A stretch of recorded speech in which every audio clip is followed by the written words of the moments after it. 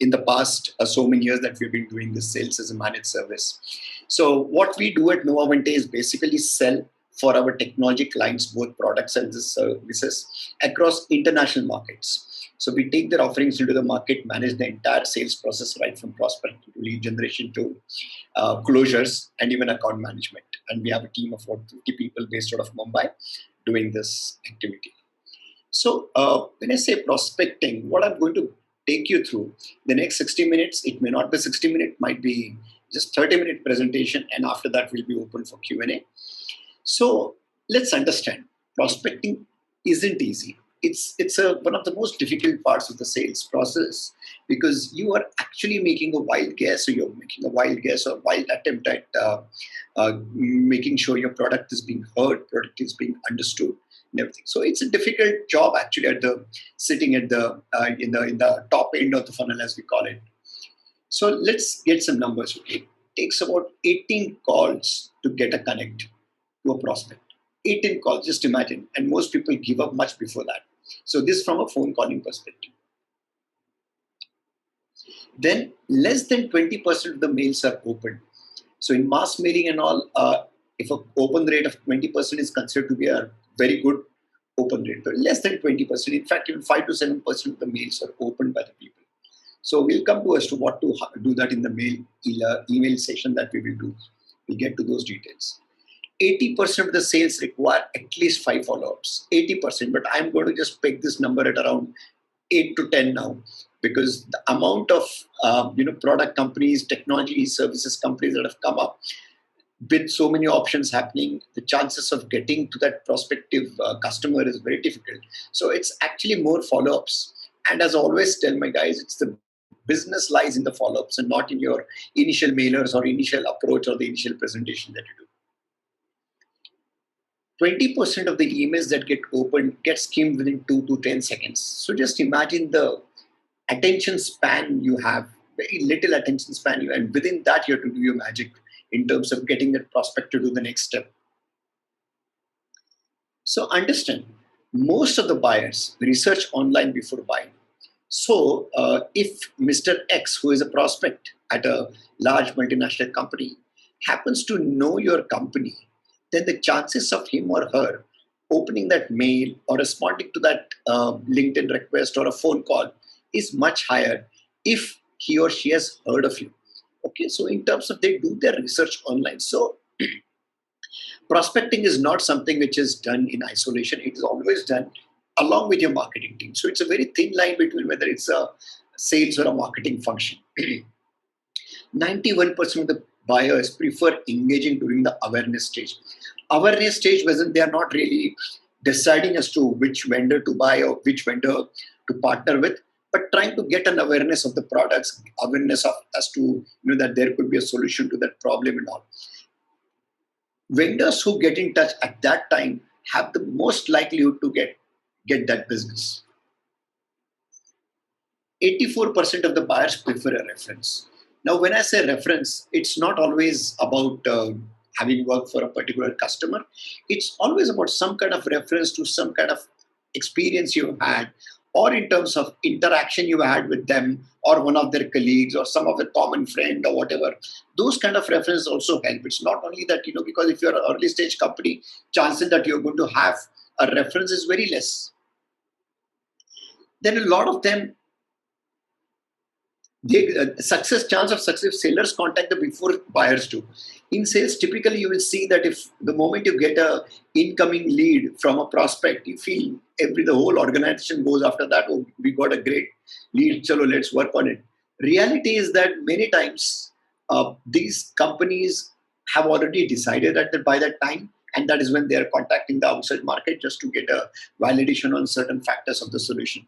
So most of the time, your chances are that if you contact the buyer before they contact you. And of course, there is always a first mover advantage. Any salesperson who reaches a prospect first always has a better chance of making that sale. Now you see this sketch. This is about, this is from the, if you've been watching those Western movies, this is about the prospecting for gold. And that is where the word prospect actually initiated. It is about searching for a gold or mineral or oil or something like that. Now, why that thing is relevant here? Because the chances of getting a sale through that is very, very low. But that is what was happening during the uh, American gold rush. People were digging from here and there, not much science to it. Science came in slightly later after that, but they were just digging for gold. Very few of them got lucky. Most of them were unlucky. But in that pursuit, they lost their livelihoods, they lost their families, they lost their lives also. So a lot of things. So the thing is, the idea is that prospecting is actually, you have to, the volume is important.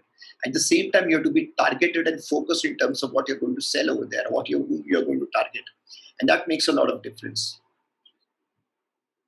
Now, one thing to understand, even within the sales fraternity, there's a lot of confusion about lead generation versus prospecting, inside sales, SDR, those kind of things. So, prospecting is not lead generation. It is neither opportunity creation, it is definitely not sales. Prospecting is just an initial part of sales. It is an opportunity to generate a lead. So many people confuse, even with general sales meetings and all, people have this discussion, how many leads did you get? So these are not leads. Leads means there is actually an opportunity that can be created over there. Whereas prospect is basically an opportunity where I can create a lead, which means the company is right. It's the right company that I want to target for my offering. And the person is either a decision maker or an influencer, a gatekeeper or a user. It doesn't really matter whether that person has a budget for it, has a need for it at this moment in time. But as long as the company is right and he falls within that category, I would define that as a right prospect. Right prospect. He or she may not give you business in the next 6 months, but will give you business in next 12 to 18 months if you are able to nurture and guide and educate that prospect in the proper way. So that is a simple 2-point test I have for my team, where basically we talk about basically the company and the person. If the company is right and if the person falls into one of these categories, then you are on the right track. And this is prospecting. I'm not calling it a lead. Bear in mind that. So what has changed over the past few years is that there are so many channels that have come up. Today, most of the prospecting is happening via LinkedIn. Phone calling remains still the most effective channel, no doubt about it. There is email. Then there is social media, which has come in. LinkedIn, you can say social media again. But apart from that, you do target through your Facebook and Insta as well. Second thing that has changed is a lot of stringent laws have come in. Uh, Europe, we have the GDPR, and US always had some laws, but the thing is, they're followed very, very, very particular in the European context. Buying behaviors have changed. People have earlier, when customers used to buy something, large corporation, they would have the standard list of vendors and they have the standard process, they will go there. But today the prospecting is to be targeted not through that process, but through the user or the key pain feeler, the person who actually feels the pain within the organization. That is where you go. Earlier, whenever you need something, you went to the vendor management team. Still, that process is there.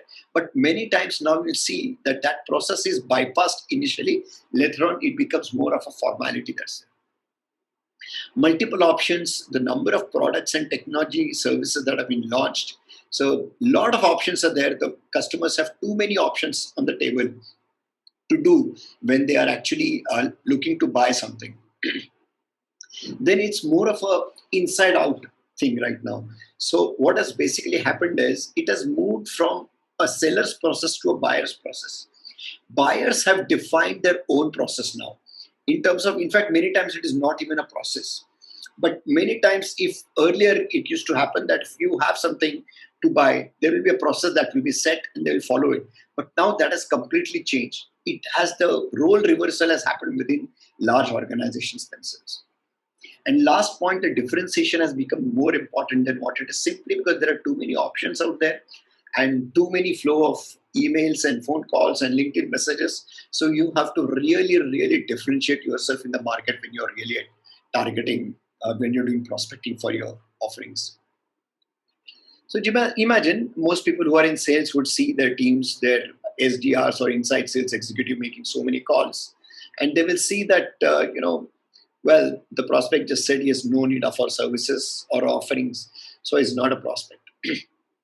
That is a completely wrong way of looking at things. Actually, the real correct way of looking at it is he has no need for our services now, so he's not a lead, but it's still a prospect.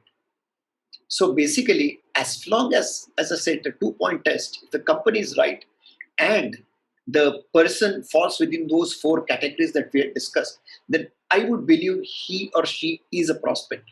He or she may not be a lead, may turn out to be a lead, or can just not turn out to be a lead, but still a prospect at that time. You may be able to do business sometimes in the future. So prospects are immortal, is what I would say. You can actually regenerate prospects. Leads get closed, the business, the budget runs out, or they've outsourced to somebody else. They're given that work to one of your competitors. But prospects remain immortal. As far as, in fact, they would remain immortal even if when they change jobs, because they are changing jobs most likely in the similar kind of industry, in the similar kind of role most of the time. So prospects remain immortal. Okay. Then things have now moved from a B2B and B2C to B2I. It is business to individuals. Earlier, we used to think in terms of whether it's a B2C company or a B2B company. So whether you're doing B2B or B2C, now it's to individual, because preferences matter a lot. Whenever you're buying, even with larger organizations, individual preferences typically user community who are actually going to use the product, their things matter a lot. So because those things, the traditional things about the rules and all, are getting blurred. So when you were B2B, there used to be rules to be followed, certain process. You still need to follow that. But still, the thing is, when it comes to decision making, it is mainly B2I, business to individuals. You will have to impress a set of individuals who are there within an organization. And as far as they are falling on those four buckets, all the four buckets you are able to cover, then you are actually doing a fairly good job when it comes to B2B prospecting. So you need to go beyond buyer's persona. So those who are not familiar, buyer's persona is you basically define what is the kind of buyer I have, whether it's in a B2B sale, you typically define that, okay, the person that I would be selling this particular product would be an HR manager, say, and he or she would be in the particular age bracket, he or she would be typically, in this region, would have these kind of motivations, get these kind of pain points, interest or whatever. Some of these are B2C as well, but typically you will see that you will make a buyer's persona. If you don't, you have to make it, and you won't get it right the first time, but you will typically have to work towards a buyer persona. And based on that, you will have to work on what kind of messaging you're going to give over there. And these buyer personas now have moved on. Earlier, the personas used to be about a user persona. So, for example, if you are selling a HR management tool, then you are basically having a user persona, which is an HR manager. There's a gatekeeper persona, because you have to go via the procurement and sourcing kind of people who will basically be needed to do a tick box in that. The decision maker persona, say the head of HR or the CFO, the person who is actually holding the purse, those come in place. So you make those 3-4 personas. There is a budget holder persona, actually, the one who actually holds the purse. But now there is an insider persona that you need to work on. So insider persona is about somebody who can give me knowledge about that organization from the inside, who can be my coach from the inside.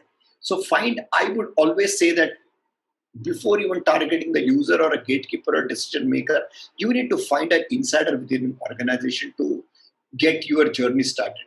And that can happen through a personal contact or a reference or whatever. And he or she doesn't need to be a decision maker or a budget holder, but definitely will be able to have some connection with this kind of people and will be able to guide the process to you. So insider persona is the most important persona you need to create when you start in your B2B prospecting. And the thing is now, earlier vendors used to have saying that this is going to be our sales process. The sales leaders would come out with huge processes and everything and the rules and everything and say, this is the process we follow for sales. But that is not anymore. It is now the buyer's buying process that matters, because every buyer's buying process has become different. So your sales process has become completely irrelevant in a way. So you have to really follow the buyer's buying process in a way that it is customized to that particular buyer for whom you're selling. And it's going to be different from buyer to buyer. It's going to be different from industry to industry, from size to size from a company. So remember that prospecting is a different skill from sales. It's very different. Sales begins after basically a prospecting team has generated a prospect for you. You have to get your hiring right. Prospecting people are a very different skill set from a scale sales. Prospecting people do get into sales. Prospecting is a good way to start your sales career, but it is still a very different skill. Requires a lot more patience than a regular sales job. It needs means 80 to 100 calls per day, sending some 50, 60 emails, sending some maybe 20, 30 LinkedIn requests, all very customized, and making sure you are able to hit those numbers of whatever targets you are, like 4 meetings per week or whatever it is that you have to give to your management. So it is a very different skill set from a pure sales process as you would see it. So they need to be trained differently. These aren't your salespeople. So they're not driven by certain very long-term initiatives over there. If they get a meeting for a month, they make their commissions. Whereas salespeople will look at an 18-month, 2-year time frame in terms of when they have to actually close a deal so as to make their commissions. Whereas these people look at it from a very different perspective. They have a very short-term mindset. So your trainings and all have to be, keep in mind that they have to get started very soon. In sales, your trainings can go on for 4 weeks, 8 weeks, 10 weeks. In some cases, large enterprise deals, you're under training for much longer time. But that's not the case when you're doing it for prospecting. A very, very focused training needs to be there, specifically to the product and service that you're selling. Also, evaluate them differently. What we see is many times the responsibility of generating a sale is put on the head of the prospects. So, for example, oh, we went for that meeting, but there was nothing in it. Now, these kind of things, attitudes don't work. I believe, and as a sales leader, I've been in the industry for almost 22 years. I tell you what I believe is that salespeople have a role to generate that interest in taking it to the next level and making sure that prospect becomes a lead and lead becomes an opportunity and then a closure. Prospecting team can only bring prospects to you as long as they follow that two-point rule which I had mentioned. They are there. So they should be evaluated purely on that, whether the company was right, whether the person was right. Now, if you're expecting that the person is going to come with saying that, oh, I have this budget in hand, then only we'll do it. That doesn't work. That's not kind of the prospecting that's going to work. So stay away from that, evaluate them, because if you don't evaluate them properly, they're not going to be happy. They're not going to make their commission. So you have to look at prospecting as a one activity that is just feeding into the sales team. After that, the salesperson cannot blame the prospector saying that I came out of a meeting with nothing. Well, you didn't come out because you were not able to convince the person in the meeting. So that is the way you have to look at it. They can only garner interest. They can't get you leads. The responsibility of creating leads is with the salesperson. Hunting in groups. Prospecting, one thing that we have done differently is that we have created groups of hunters who are basically doing prospecting for a particular industry vertical. So, because what happens is, remember, if you are a buyer, when you get approached by a particular salesperson for anything, the name of the salesperson stays in your mind more than the name of the company. Because it's like this, whether it's a LinkedIn or something, you remember the name, whatever, who has sent it, Steve, John, whatever. Now, that is why if a particular person is not able to get through after a first email or second email or third email, it's always good that you go to another person within your group who is going to target that prospect in a different way, maybe a phone call or LinkedIn or whatever. Because if a person decided not to respond to this person, people decide not to respond to people rather than not to respond to a company. So you look at it that way. So what we have mastered is somebody is calling on LinkedIn, somebody is contacting via LinkedIn. If they don't get it, then we do an email.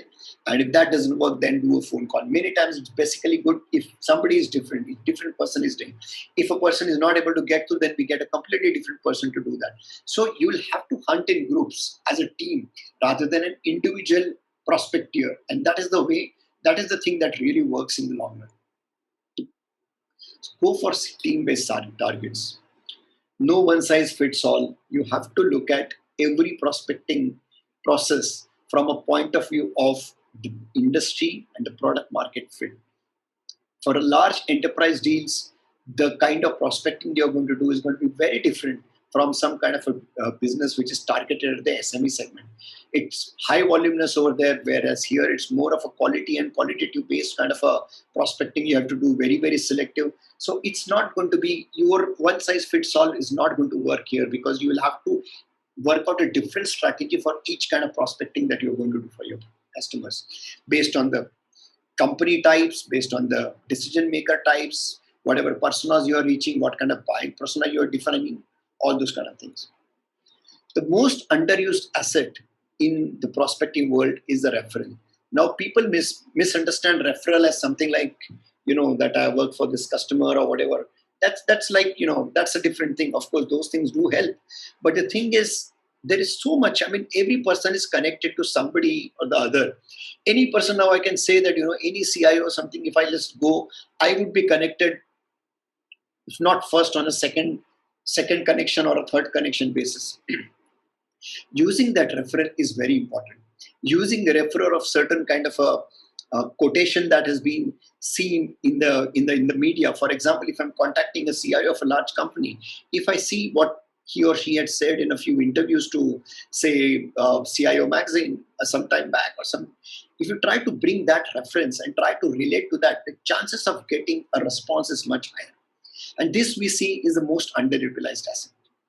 Otherwise, we also see that people do not use some of their past contacts who have been working with that organization that you are targeting. Now, this is something which is very, because what has happened is prospecting has become like a, people do, they are given a data, they start calling on it, they just start writing to them without doing that kind of research about going to those individual people and all. So the power of referrals is extremely high and extremely underused. Internal network. If a sales team of a large organization sits together, they will realize they know almost all the decision makers.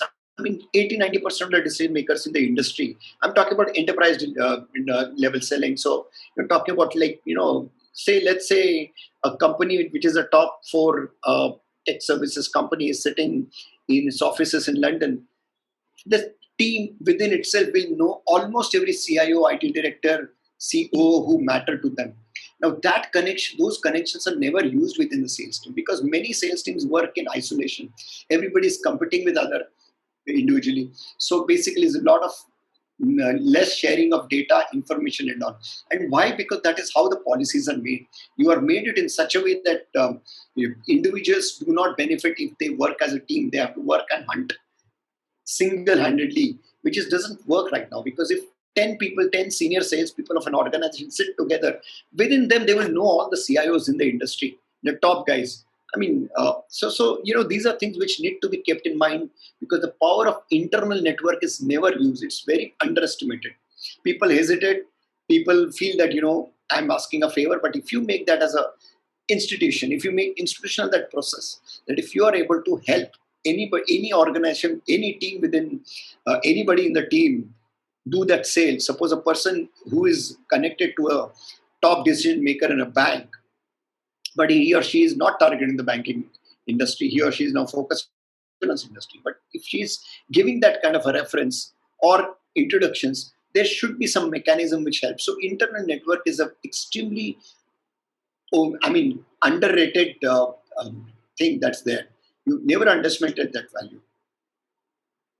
And from collaterals, it's now moving towards conversations. Earlier, there used to be, when you start doing your prospecting, you get collaterals, you build those elevator pitches, you build your scripts and all. Now, it is not the script or something that's going to sell. What is going to sell is basically your way you handle the objections. Way every prospect is going to come out with some 10 objections saying that why he or she doesn't need to talk to you any further. We are all sorted, we are all this. How you handle those questions is where the difference makes. And that is where you have to do things differently. And if you do that, then your hit rate, conversion rate is going to be very high. So do conversation, train your guys on conversations rather than just doing scripts and messaging. Identify problems for a company. We all know this is not something which is new. We know unless you're solving a problem, forget about any sale. So think of a problem that you're solving. Never talk about this, who we are. Who we are is the worst thing you can do during a prospecting. Talk about the problem and say what you can solve. and how you can solve it. And that is what is going to get you a foot in the door. Don't say you're an expert. Demonstrate it with some kind of a discussion. That is where your conversation skills with that person on that particular subject matter becomes important. So you have to become a subject matter expert in that particular area. So you'll see some of the statistics. Most of the people do not follow up with the prospect. Maximum people do are like third or fourth contact after the people give up. Most of the sales are made on the 12th contact onwards.